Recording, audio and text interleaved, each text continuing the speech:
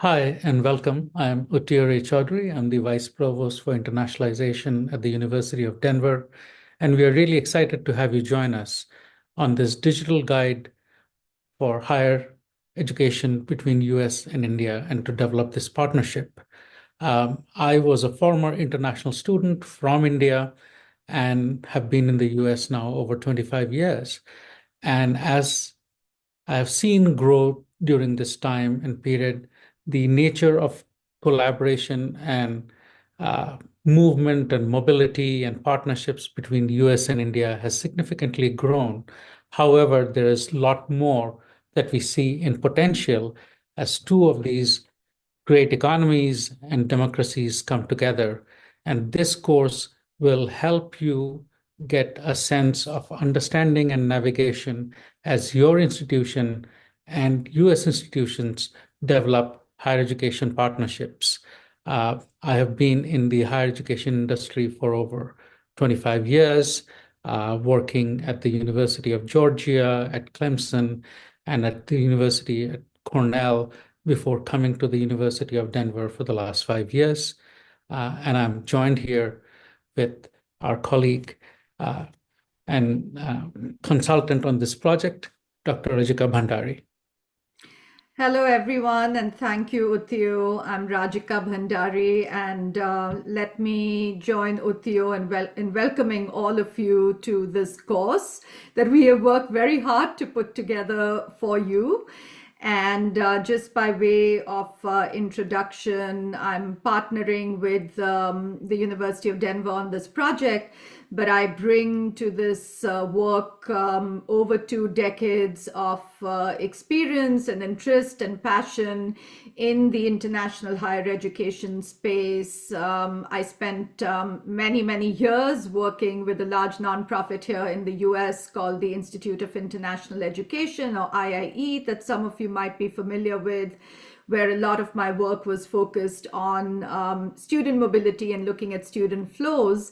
But that led me to become even more interested in looking at what's also happening at the institutional level between institutions. And like Uttiyo, I'm a former international student from India, from the University of Delhi and Indraprasth College, to be specific. And so it is both a personal and professional interest of mine to really see these relationships and collaborations between your institutions and US institutions really grow. And so, like Uttiyo, I've also been in this space for some time now, and both in different ways, as a researcher, as a scholar, as a writer.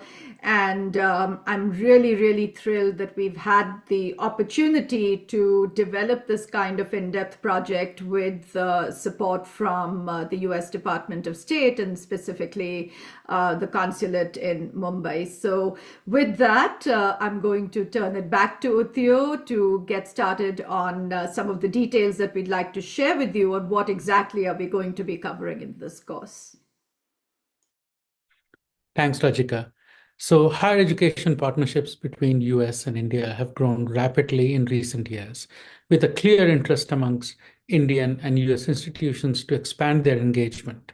However, the significant diversity of both US and Indian higher education institutions and the lack of comprehensive understanding poses a barrier to developing the shared understanding and knowledge base of regulations, of mechanisms, and best practices for collaboration that can ultimately help and scale US India partnerships. And what's really driven a lot of our focus in this project is that standardization across the concepts and structures of internationalization approaches between the two countries has really been disparate and lacks cohesion. And what the outcome has been is really a field of a lot of activity happening. We know that there is a lot happening around US-India partnerships, yet there's a lack of data, there's poor coordination, and really inconsistent standards and practices, and quite limited sharing of knowledge and best practices. So the University of Denver, along with support from the US Department of State, has helped to develop this module and this digital guide on internationalization with the idea that it will forge a better understanding on how to build US-India higher education partnerships, collaborations, and bring institutions together. So we have a series of 15 modules. Each of these modules will take about 1 to 2 hours.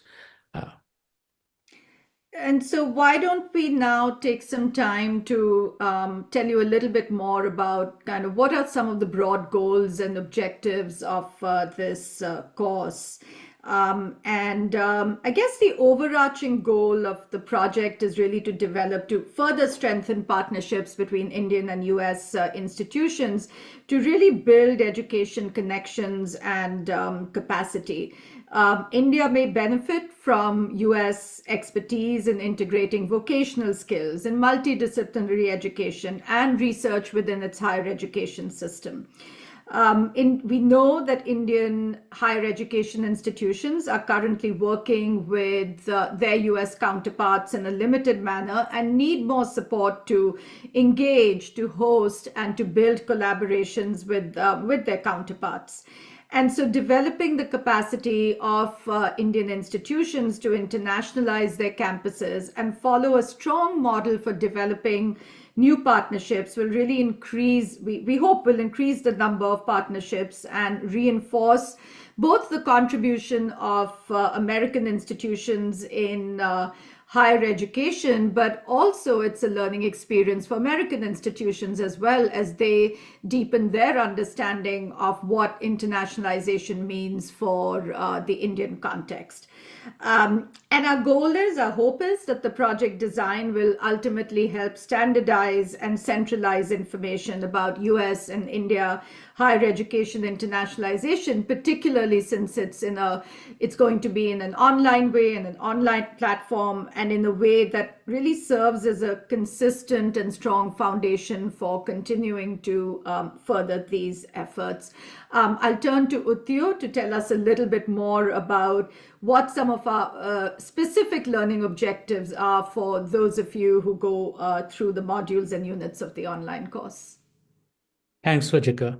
So we have 5 learning objectives that we are working on.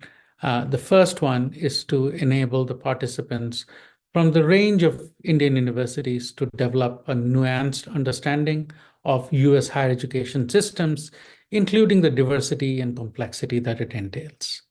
Our second learning objective is to enable both Indian participants, also US-based instructors, to develop a deeper understanding of internationalization in the context of both US and India. Our third learning objective is to expose the participants from the Indian universities to the full range of administrative, procedural, policy-related issues that are underlying and underpin the successful international partnerships that can be forged between US and India to allow them to gain a deeper and cohesive understanding of the process. Our fourth learning objective is to enable the participants from Indian institutions to implement an action-oriented takeaway from this course. And we will talk a little bit more about that in our capstone project. And this objective is also to gain and help them have a learning firsthand in an interactive way from other Indian colleagues as well as their US counterparts. Our fifth learning objective is that through the engagement of Indian and US institutions in the delivery of this course, and we have experts from both US and India who have co-created this in a very decolonized manner to present the information. And we hope that we are able to provide an opportunity and foundation for Indian and US peers to learn from each other and to strengthen their networks in either of these countries.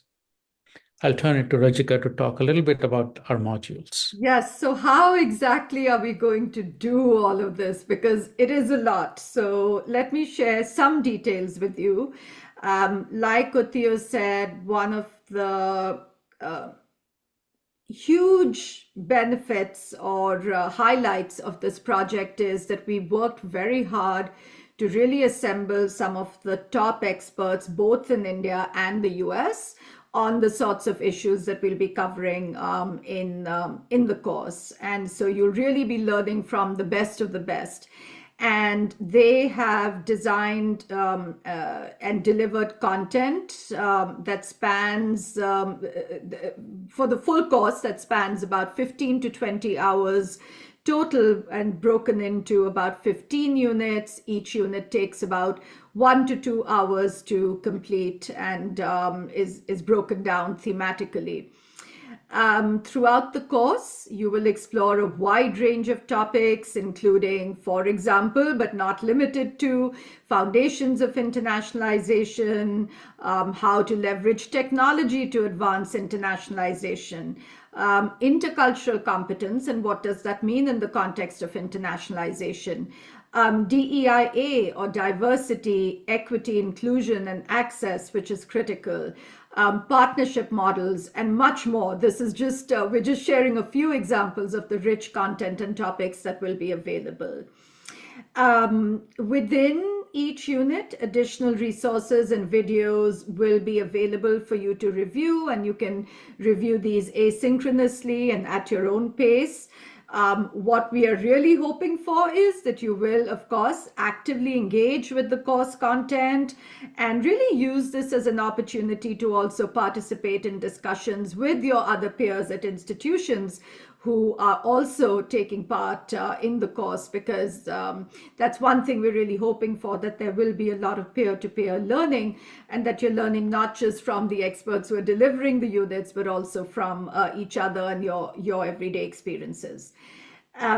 Upon completing the course, you will receive a certificate of completion, and additionally, and Uttio mentioned this in passing, you will have an opportunity to submit an idea for an optional capstone project. And I'll now turn it over to Uttio to share a little bit more detail about that. So this capstone project is quite an exciting aspect of this learning.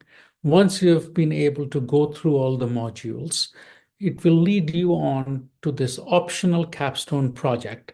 And the project is designed to elucidate this role of what a partnership leader can be and the process that is required to establish an institutional partnership between an Indian institution and a US institution.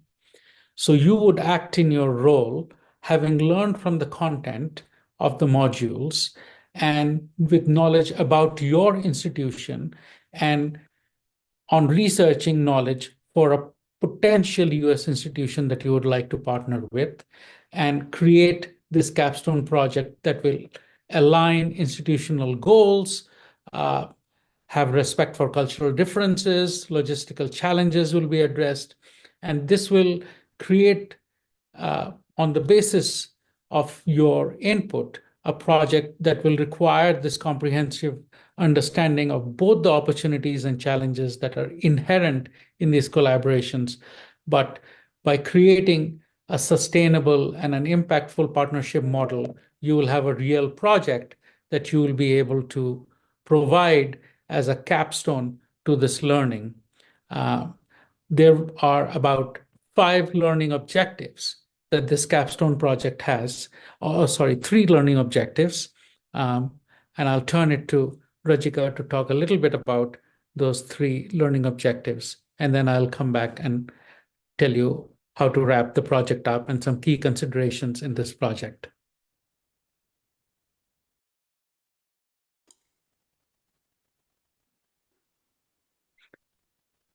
Why don't I actually tell you about them?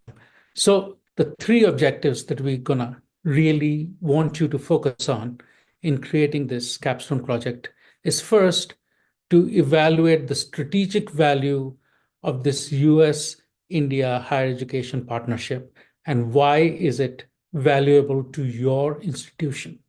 How are you going to create the collaboration, contribute to your goals? How are you going to develop a curriculum, and what kind of partnership are you looking at? The second is, how will you design this sustainable framework for partnership so that it is long lasting. It has the governance structure, funding module, the legal agreements, the strategy for this long-term engagement. And the third is, how are you going to assess the impact of this cross-cultural collaboration on your stakeholders? So the success of the partnership, the KPIs, and what are the outcomes that you're going to get. So we want you to write this project thinking about these 5 key things. The first is your institutional context and the objectives. Second, how have you identified your partner and your selection criteria? Third, the design of the framework for your partnership, which will include your aspects of governance, agreements, sustainability, funding, long-term engagement strategy. The fourth is your impact assessment and evaluation of the project. And the fifth is any challenge that you potentially see and how you will mitigate that. You will be assessed on a rubric on these 5 criteria, and successful participants, at least 10 of them from Indian institutions, will be supported by the Department of State to have an opportunity to visit the US in the month of April, between the second week of April, to come and attend the University of Denver's Internationalization Summit, and also get a chance to interact with numerous international partners that are here for the summit, also across universities in the Colorado and Wyoming region, including the Colorado Department of Higher Education and other higher education institutions. So this would be a perfect setting for you to work on your project, to implement your project, but also get a first-hand knowledge of being in US and with working with US institutions. So I will turn it back to Rajika to say a few concluding remarks, and we wish you the best through this project and through the modules. So before I thank all of you, I want to say that a couple of very important things. If you have any questions or you would like to connect with our team, we will have someone you can contact. For now, it is Melkin Ramos, who is our grant research coordinator. And all of this information will also be available elsewhere, but he can be reached at Melkin, which is spelled MELQUIN .Ramos, which is RAMOS @du.edu. And both Uthio and I are also always available. And with that, we really want to thank you first and foremost for your interest in this project, for really devoting the time and effort that it'll take to make your way through all this rich content. But we also would really appreciate if you could pass the word on to other colleagues at other Indian institutions. India has one of the largest higher education sectors in the world, and we know that we're just about beginning to scratch the surface by engaging all of you, and we would really appreciate your support in spreading the word about this course. It's free for institutions to participate in, and we would welcome your sharing this information with your networks as well. And both Uthio and I wish you all the very best, and hope that this will be both informative and educational, but also a truly enjoyable experience for you. So thank you very much. Thank you, Rajika, and thank you to all of you. And we look forward to your participation in the course. Thanks.